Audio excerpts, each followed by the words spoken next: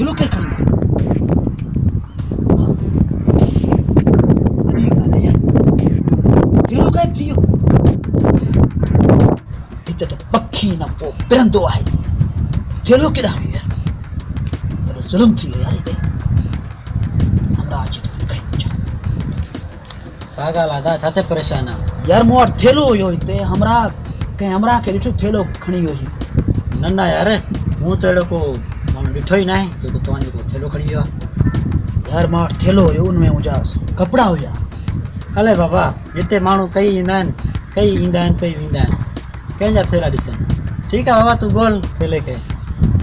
समझ ते हिते त को कंहिंखे लिफ्ट नथो कराए भाउ, अलाए छा आहे।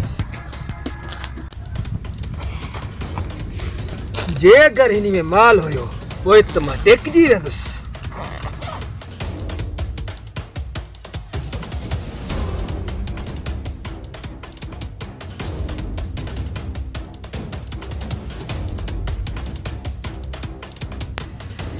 मूं त चोरायो पैसनि खां, पर हिन में त छड़ा कपिड़ा आहे।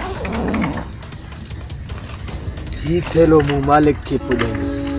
अॼु खां पोइ चोरी न करणी आहे। जाला पाक मूंखे माफ़ कजां। सलतगारी करे खाईंदुसि, मज़ूरी करे खाईंदुसि, लेकिन अॼु खां पोइ ही कमु ॿेरा न करणो आहे, ॿेरा न करणो आहे बसि।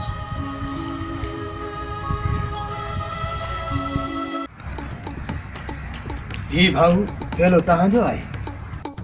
हा, ही थेलो मुंहिंजो आहे, पर ही तो वटि कीअं आयो? ही माफ़ कजो दोस्त, ही थेलो मूं चुरायो हुउसि।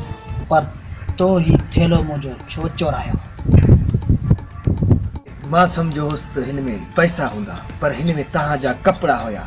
इहो मां मुनासिब न सम्झो। ही थेलो तव्हांजो आहे दोस्त, मूंखे माफ़ कजो।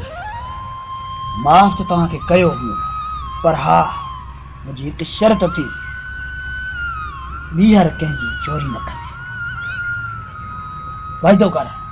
ही मां वाइदो थो कयां, आइंदा वरी अहिड़ी ग़लती बि मां न कंदुसि। अॼु खां पोइ तूं मुंहिंजो दोस्त आहीं, दोस्त।